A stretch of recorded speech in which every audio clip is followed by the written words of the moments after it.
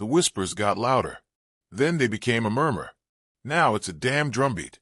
Something's happening in Miami, and no, it's not sunshine and mojitos. It's tension, it's uncertainty, and it's sitting right in the middle of the Dolphins' tight end room. And the name lighting that fuse? Jonnu Smith. You thought this offseason would be simple? No chance. After the kind of season Jonnu just had, setting records that weren't just broken, they were shattered. Nobody expected him to stay quiet. And guess what? He didn't. He wants more. And how could he not? The guy didn't just have a good year. He rewrote history. 88 receptions, 884 yards, 8 touchdowns. You don't blink at those numbers.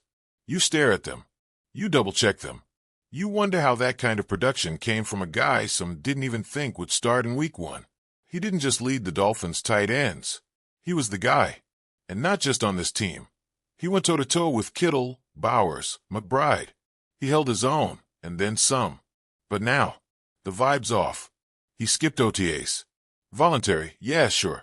But every time a guy skips those, it means something. Don't let anyone tell you otherwise. And behind the scenes, there's chatter. About money. About role. About future. The contract he signed last year, he wants to rework it. 2 years, $4.8 million next season. After the year he just had? That deal feels like it belongs in a bargain bin. So what's the front office doing? They're talking. To Pittsburgh. Of all teams. The Steelers, yeah. The same Steelers who've been bleeding talent and are desperate for someone who can catch a pass and block a linebacker in the same play. And the link? Arthur Smith. The guy who coached Jonnu back in Tennessee. The guy who traded for him when he was with the Falcons. There's history. There's trust. There's a system. And the system loves Jonnu. But then, plot twist, they pump the brakes. No trade. At least not yet. Pittsburgh pivots. They bring in Gabe Davis for a visit. Davis, fresh off a jagged stint with the Jaguars, torn meniscus and all. They're kicking the tires. Looking for answers. And while all that happens, Jonnu's agent drops a statement that doesn't calm anything. It stirs the pot. He says Jonnu's first choice is to stay in Miami. Says he lives there in the offseason. Says this team is his dream. FIU kid. Pro Bowl tight end. Record breaker. All true. All emotional. But also all strategic? Because what does that really mean? First choice. That's not a commitment. That's a preference. That's a guy playing chess while everyone else is playing checkers. That's a guy letting Miami know. I'll stay. But only if it makes sense. For me. And now, every move the Dolphins make, it gets dissected.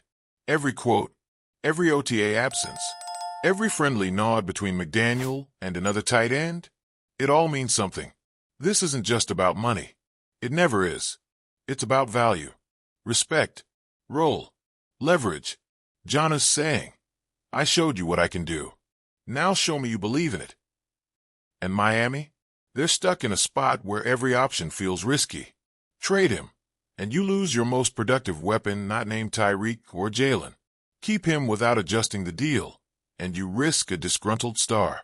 Rework it, and maybe you throw off the entire cap structure for a guy who, let's be honest, was a question mark not that long ago. And let's not forget the context. This isn't a team rebuilding. This isn't a roster in transition. This is a Dolphins squad that tasted the playoffs and wants more. Wants everything. A team that sees the window and knows how fast it can slam shut. Every piece matters. Every contract. Every rep. So what happens next? That's the million-dollar question. Literally. Do the Steelers circle back if Davis doesn't impress? Does another team enter the picture? Does Jonnu show up to mandatory minicamp with a smile or with crossed arms? And what happens if someone like Tanner Conner or Julian Hill starts flashing in camp? Do the Dolphins start thinking, maybe we've got a plan B? And yet, through all the chaos, through every headline and rumor, there's this one stubborn truth. Jonnu Smith changed the way this team uses a tight end. He gave them a weapon they didn't just lack. They didn't even know they needed. He made third downs manageable. He made linebackers hesitate. He made McDaniel's offense hum in a new register. He mattered. A lot. So yeah, maybe he's not at OTAs. Maybe his agent is doing the talking. But he's not fading into the background. He's right there, in the middle of the narrative. He is the narrative. And what about the fans? Some are already split. There are the loyalists who say, pay the man. They see a Pro Bowl tight end and think, we waited years for this, lock him in.